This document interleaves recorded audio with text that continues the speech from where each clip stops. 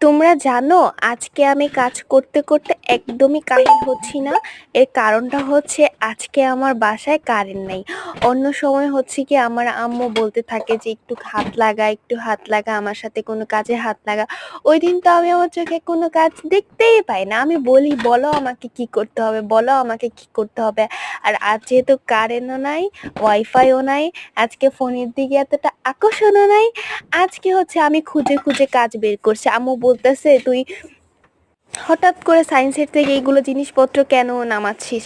তো তখন আমি বললাম যে তোমার কাজে একটু হেল্প করবো, বা আম্মু বলে যে আইনের কাজই করিস না, এখন হচ্ছে এগুলো কি করতেছিস। তো এই কাজগুলো শুধুমাত্র হচ্ছে গিয়ে ব্লগ বানানোর উদ্দেশ্যে, ব্লগ বানানোর উদ্দেশ্যটাও হচ্ছে মেইন। আর পাশাপাশি হচ্ছে আমার একদমই সময় কাটছিল না, ভাবছি এই কাজগুলো করার ফলে হচ্ছে আমার সময়গুলো কাটবে, তার জন্য হচ্ছে এই কাজগুলো করা।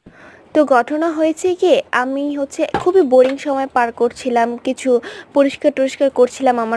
আমার আম্মু দুপুর পর্যন্ত একদম রান্না শেষ করে উনি আমাদের নামায় চলে গেছে। সেখানে হচ্ছে আমাদের ধান, সেই ধানগুলো দিয়েছে।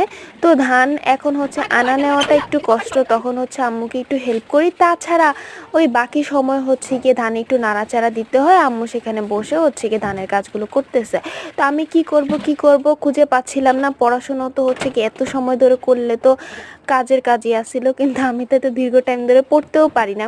তো যখন বোর হচ্ছিলাম তখন আমি আমার চোখের উপরে তাকাই, মানে ঘটনা হচ্ছে কি আমি বিছানায় শুয়েছিলাম, তো আমি উপরের দিকে তাকাই আর দেখি যে আমাদের সায়েন্সের পাতিলাগুলোতে দাগ পড়ে যাচ্ছে। তখন ভাবলাম এগুলো নামায় আমি একটু ঘষা মাজা করি, তাহলে বিষয়টা